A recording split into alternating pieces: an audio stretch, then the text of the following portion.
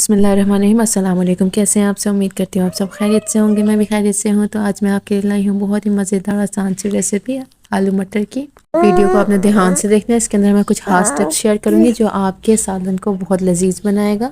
Video کو آپ نے سکپ بالکل نہیں کرنا ہے، اس کے ایک ایک پوائنٹ بہت ہی امپورٹنٹ ہے۔ چھوٹی چھوٹی سے مسٹیک سے اس کا جو سالن ہے اس کا ٹیسٹ جو ہے خراب ہو جاتا ہے، اس لیے ویڈیو کو اینڈ تک دیکھیے گا۔ تو آئیے اپنی ویڈیو کو سٹارٹ کرتے ہیں۔ ایک دیگچی کے اندر میں نے 1/4 کپ آئل لے لیا اور 3 میڈیم سائز کے پیاز میں نے باریک کاٹ لیا۔ اب ان کو میں فرائی کروں گا جب تک ان کا کلر چینج نہ ہو جائے۔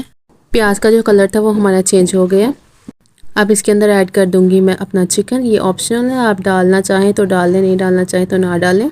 اس کے ساتھ ہی میں ڈال دوں گی ادرک لہسن کا پیسٹ اور اس کو تب تک میں فرائی کروں گی جب تک میرا چکن کا کلر چینج نہ ہو جائے، ادرک لہسن کی کچا پن ختم نہ ہو جائے۔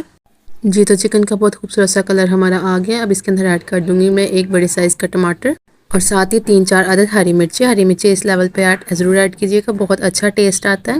آپ نے ہر سٹیپ کو پراپر ٹائم دینا ہے، اسی سے ہی آپ کا اچھا سالن بنے گا۔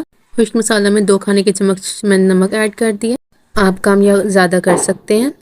لال مرچ میں نے لیے 1 چمچ، ہلدی پاؤڈر لیے میں نے 1 چمچ، زیرہ میں نے لیے 1 چمچ، کالی مرچ 1 چمچ، سفید زیرہ 1 چمچ، کالی مرچ پاؤڈر 1 چمچ اور چٹکی بھر اس کے اندر میں ایڈ کر رہی ہوں دیگی مرچ، یہ آپشنل ہے۔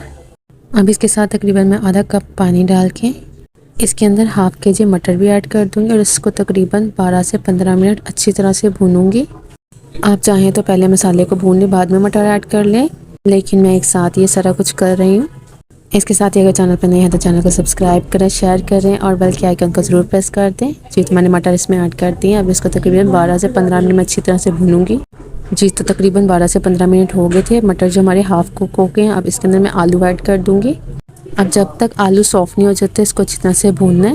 تقریباً 8 منٹ لگے تھے، آلو ہمارے اچھی طرح سے گل گئے ہیں۔ اب اس کے اندر میں تقریباً 2 گلاس پانی ایڈ کر رہی ہوں اور اس کو ایک بوائل آنے تک کا ویٹ کروں گی۔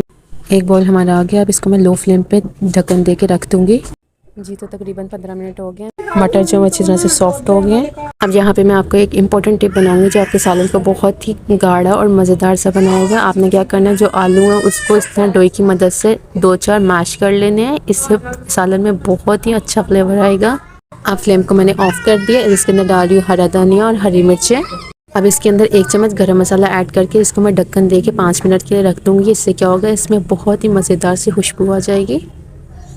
جی تو مزیدار سا ہمارا آلو چکن جو ہے بن کے تیار ہو گیا۔ امید کرتی ہوں آپ کو ریسیپی پسند آئی ہوگی۔ اپنی رائے کا اظہار کرنا نہ بھولیے گا۔ خوش رہیں، آباد رہیں، اللہ حافظ۔